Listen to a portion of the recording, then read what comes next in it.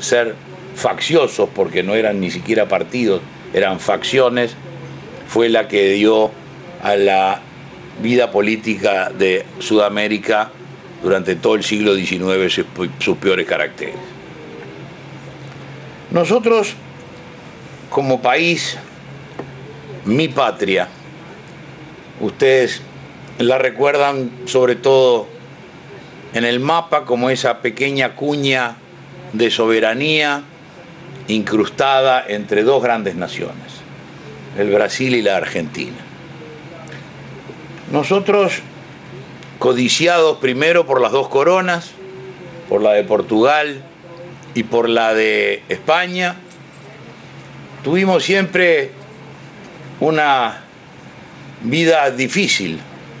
Y si nacimos un día a la vida independiente fue en virtud de nuestro propio esfuerzo, porque ni una ni otra de las naciones vecinas veían en nuestro territorio sino una parte de su propio ser. Según el Tratado de Tordesillas, éramos de España. Según el Tratado de Tordesillas, éramos la frontera, la marca española frente al portugués. Según la geografía, somos la península sur del Brasil.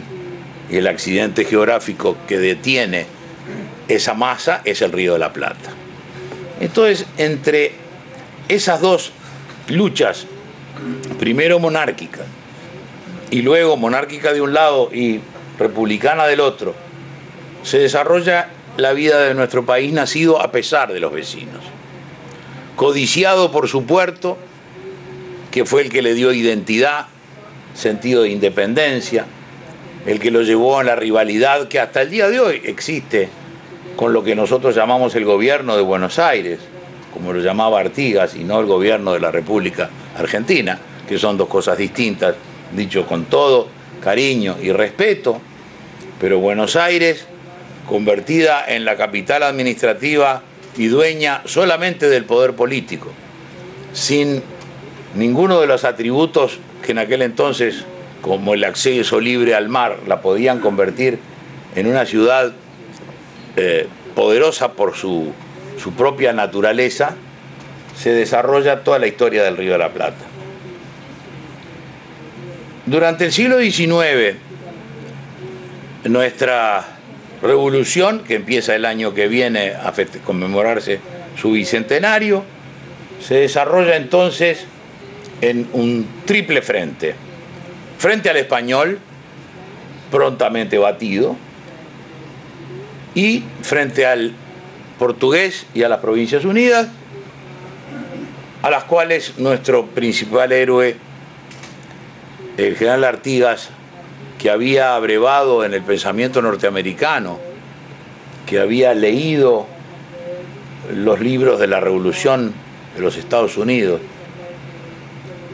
este hombre, más educado que la media de su tiempo, porque su abuelo le había dejado un mandato y un legado para que estudiara para las órdenes religiosas franciscanas, un hombre que había acompañado a Félix de Azara durante su periplo por las tierras orientales y por tanto había hecho un máster, diríamos hoy, con una de las personas más sabias de su tiempo. Fue el único que tuvo un pensamiento claro: confederación. Solamente así se podía articular ese enorme territorio que hoy día serían los Estados Unidos de América del Sur, abarcando incluso hasta el Paraguay, las Misiones Orientales, gran parte de Río Grande, todo el Uruguay, toda la República Argentina. Hasta ahí hay un proyecto que es posible y viable para que todos, en la articulación mínima, que es la confederación, que seguramente hubiera sido seguida inmediatamente por la federación, hasta en 1813 es posible que allí surgiera una entidad articulada a través de las provincias y con un gobierno central mínimo, como fue el fenómeno de los Estados Unidos. Pero esto no fue, y la historia no se hace de hipótesis. El gobierno de Buenos Aires, enterado de este proyecto de Artigas, invita a Portugal a invadir lo que se llamaba la Banda Oriental, que es nuestro territorio, y Artigas es derrotado y debe irse para el Paraguay definitivamente. Luego todo el proceso no lo vamos a relatar ahora.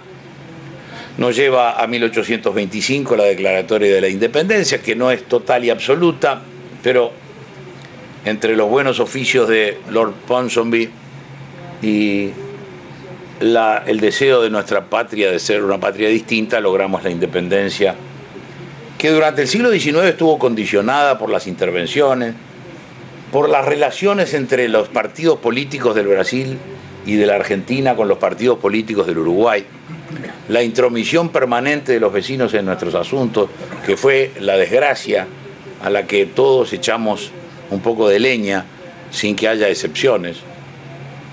Pero llegamos a fin de siglo con esa independencia consolidada. ¿Por qué después en aquella tierra no seguimos el camino ni del jacobinismo, ni de matar al adversario, ni las políticas de aniquilación? ¿Por qué? Como todo fenómeno histórico y por ende social por definición, no tiene una sola causa.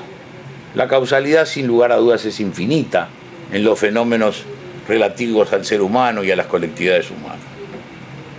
Pero se pueden ensayar algunas explicaciones de por qué un buen día nosotros logramos evadirnos de esa ley de hierro de la partición del país en unos y otros, ellos y nosotros. ¿Por qué llegamos al nosotros, incluyéndonos a todos? Parece una contradicción.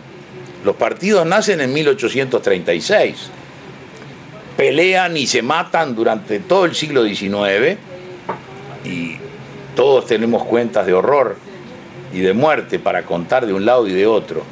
Y sin embargo, en un país en el cual uno de los partidos estuvo 93 años en el poder, con lo cual tiene el récord absoluto, no hay que mirar al PRI para encontrar una permanencia tan larga en el poder, 93 años, de 1865 a 1958.